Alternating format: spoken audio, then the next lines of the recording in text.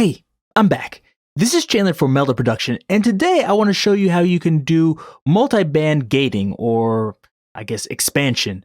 And I'm going to show you two examples. One is going to be on guitar, and the other one's going to be on drums. So let's get started. So if we just use MDynamicsMB, if you just open it, it looks like this, or actually probably like this.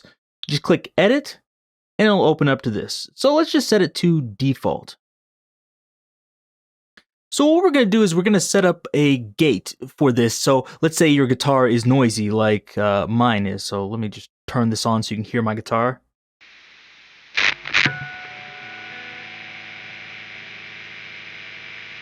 So you can probably hear that hiss.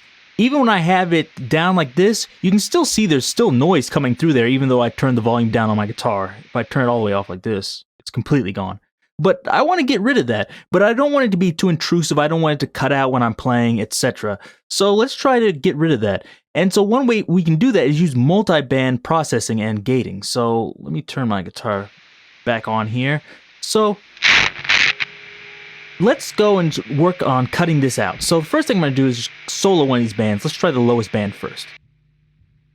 Okay, so we have this soloed. And one of the things you'll notice here is I actually have a guitar plugin set up and I have it on like a high gain setting. And this is actually important so you can hear that hissing very clearly. So even if you're not playing high gain, I recommend you set it up just for this, just so you can hear it. Turn the processor off first because we don't need any compression for this, although you can if you want. The next thing I want to do is go to the gate, turn this on.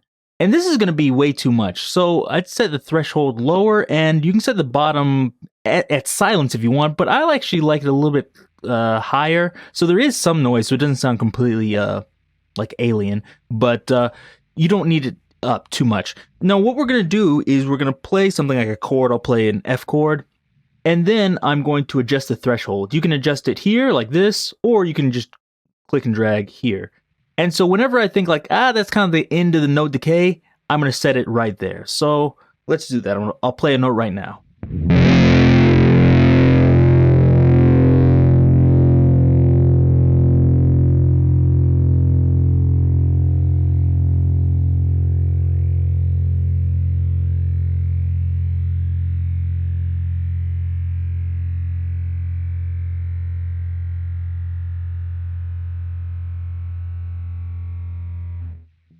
That's pretty good. So I set it there around 70, and I think, okay, that's all right for this. Let's just copy these settings here, and then we'll move up to, we can either go to the middle band. Let's do the high band, actually. So solo this, paste it. We have the same settings, and this might be okay, but this might be too much also. So let's hear it.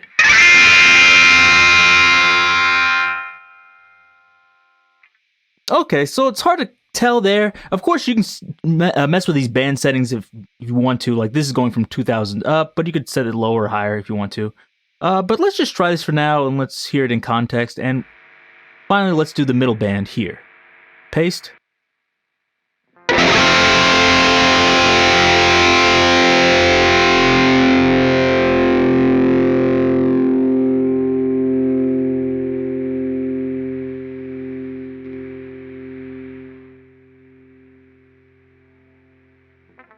Okay, so it seems like that's set where I want it. Now let's try them all together, and let's hear it and hear how it sounds.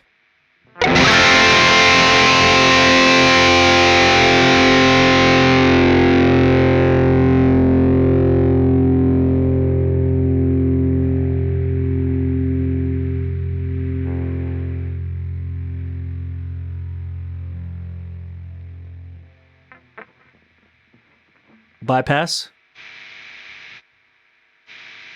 Now, to me, that sounded pretty natural fading into nothingness, so I think that part's good. Now, just play a few notes and listen to the decay to make sure there's no, like, weird stuff going on.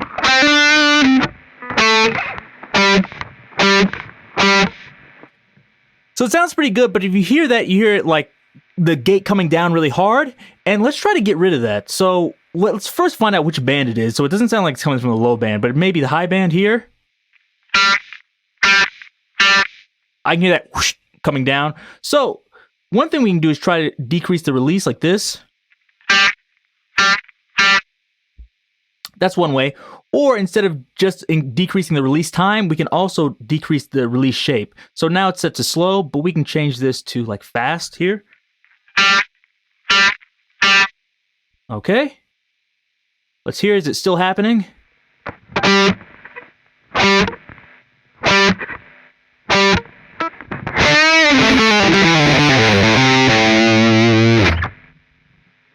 To me, I think that's pretty good. We could do the same thing to the middle one, but I'm not hearing too many things I dislike. So for me, I think this is good.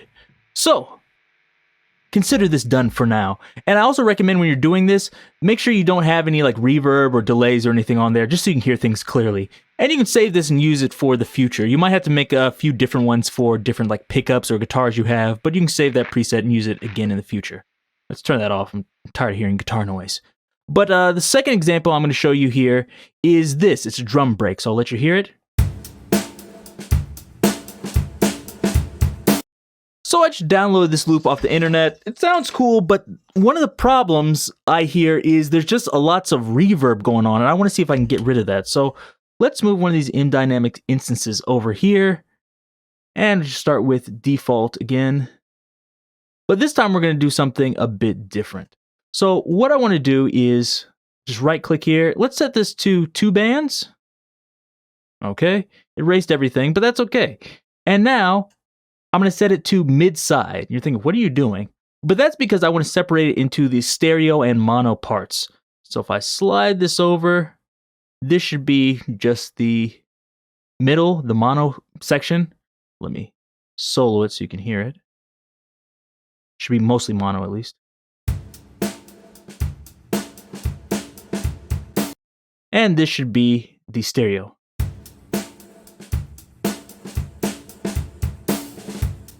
Now, just like I thought, the stereo section is what's causing us the most problems. So let's go into here and let's try to reduce that. And so by doing that and reducing the problems with the stereo side, we can kind of leave the mono side alone so we can retain some of the details without messing it up too much and chopping too much stuff off. So I can bring the attack down like this.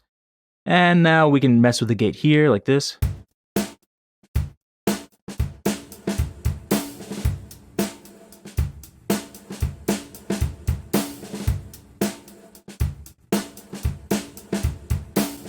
So we could do that, but there's actually somewhat easier way to do this. We can go into here and do this, just like I showed you in my previous video.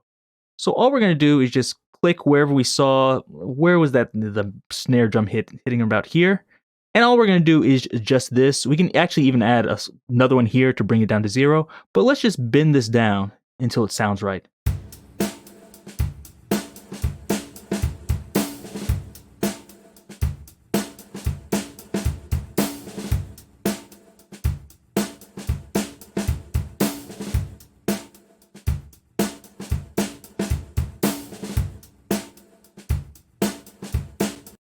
Now that's sounding much better to me at least. Now we put them together.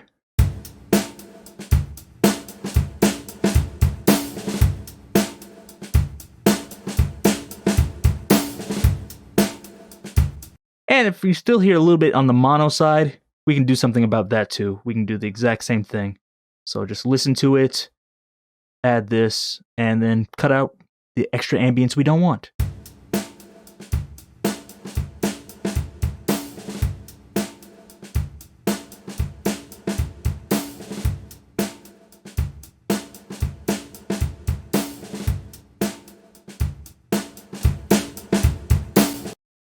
So here's before.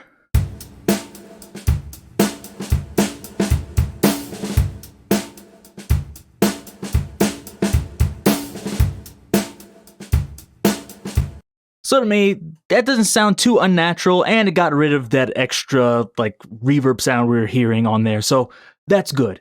So these are just 2 examples of what you can do with the multi-band settings and gates or expansion. So hope you learned something. Hope you liked this. If you did, give me a thumbs up. If you have any questions about this, leave them down below. And until next time, see you.